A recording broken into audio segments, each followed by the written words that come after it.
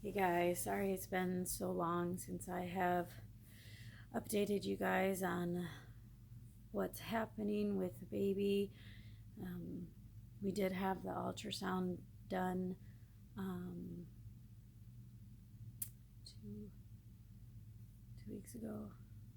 It was that same day that I uploaded that video, and unfortunately, baby's heart had stopped and there was no blood flow. So I am currently going through what is called a missed miscarriage, where um, I'm currently 16 weeks pregnant, but baby's heart stopped around 12 weeks, so just shy of 12 weeks. Um, I chose to miscarry naturally instead of having a D&C or taking the pills to help induce um, my body in labor so that it would get things going, because I heard that the pills just make things a lot worse, and I didn't really want to go through um, worse than I imagined it being with having a miscarriage already. Back in May, my husband and I had a miscarriage. We found out we were pregnant at 5 weeks and miscarried at 7. That was really emotional and devastating as well. This one, the first one, we never actually saw the heartbeat. So I mean, I was attached to the baby, but I wasn't. It wasn't like completely 100% real at that point, because we hadn't seen the heartbeat. Whereas this one, we went in at 8 weeks and saw the heartbeat, strong heartbeat. Baby was growing, and then just stopped. They say most miscarriages that happen before 12 weeks is chromosome deficiency, abnormality is what I'm trying to say. Sorry, my brain's kind of lost. A chromosomal abnormality. So that's kind of what they're telling us is the reason why baby's heart stopped.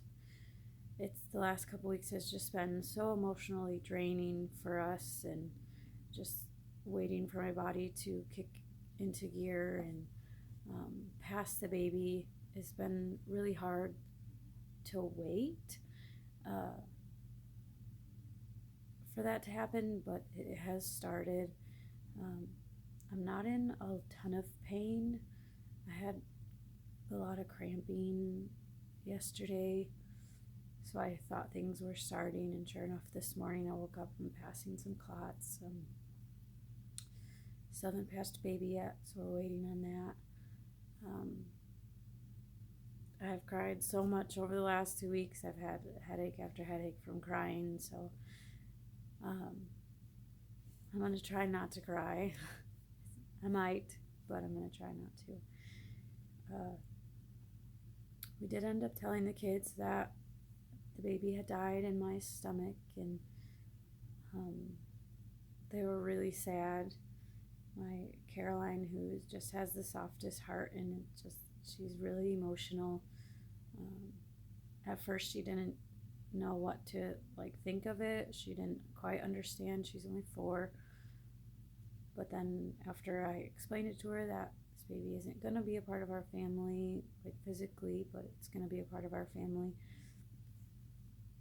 in our hearts, and that she won't get to see it grow up or play with it. And that really just kind of broke her heart, because she was really excited to have a baby brother or a baby sister.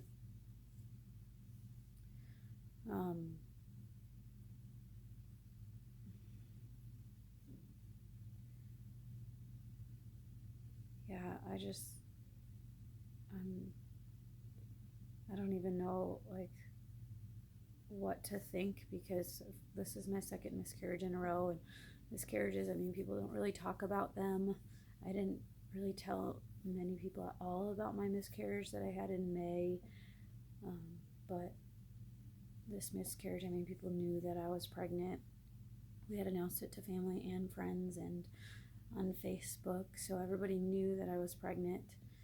So it's just really hard to tell everybody that you're pregnant, then a couple weeks later just turn around and be like, guys, we're experiencing a miscarriage right now and it's really difficult. We just thank you for your prayers and support. And the church put together a meal train for us, our family, which has been a blessing because I haven't been in the state of mind or physical, like been having cramps and stuff to be able to make dinner. So it's been really nice and really helpful for the church family to come together and provide us with meals. So we are doing okay, getting through it. I don't know if we're gonna, obviously God's got his plan, and if we get pregnant again, we get pregnant again. We're not gonna prevent it, but we do have one frozen embryo left from when we did IVF with Caroline and Clarissa, because before that I was not able to get pregnant naturally. So we do have one frozen embryo left that we are possibly going to use in this next coming year. I want to wait a few months after my body has passed the baby, just to give my body some healing time and go back to normal.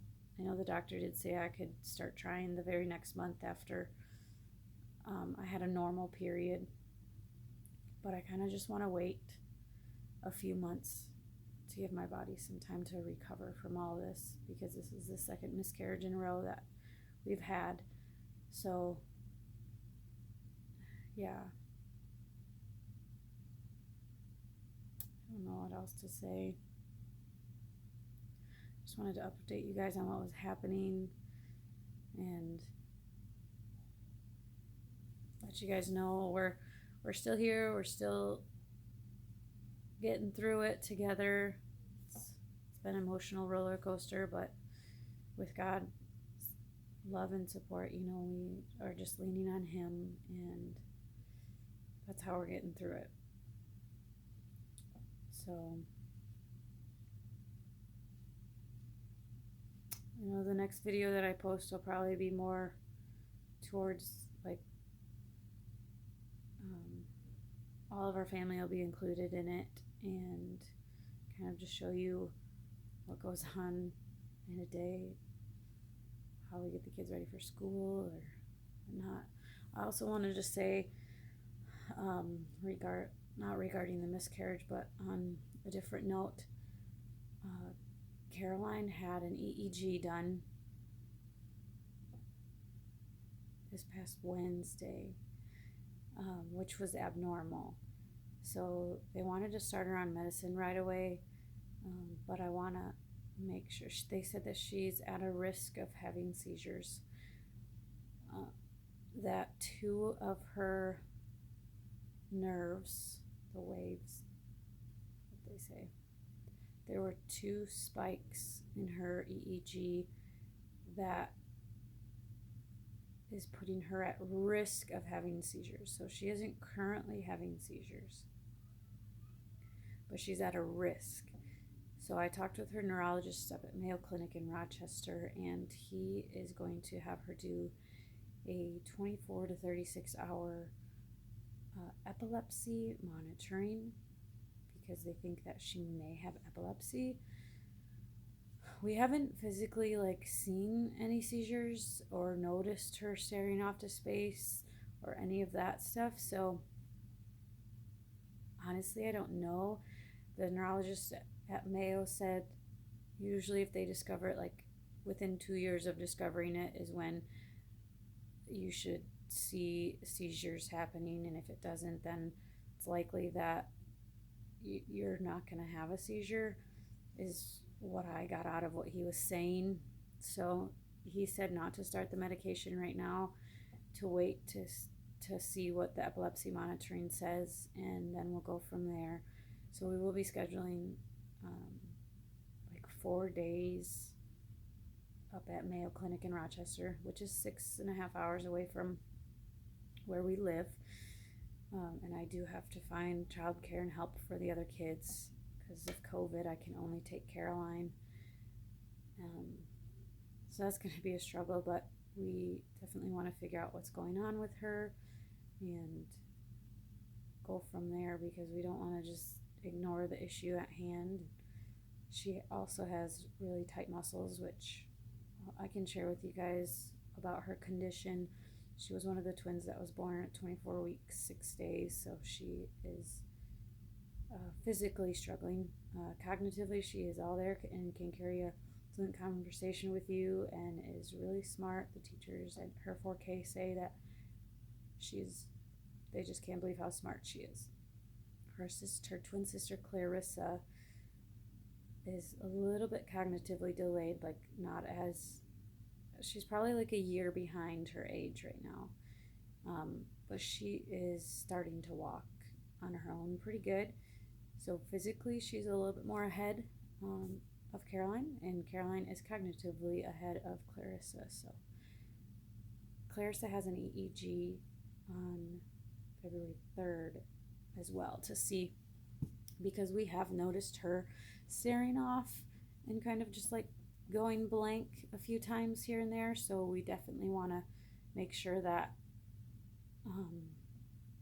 she's not having seizures either, and if she is, to get her on some medication for that.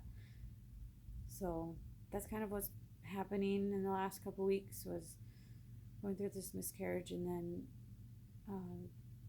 my Twinkies, my 4-year-old twins, having EEGs done and trying to figure out what's going on. So just thank you for all your prayers and support, and I will update you guys soon. Thanks so much. Have a good day.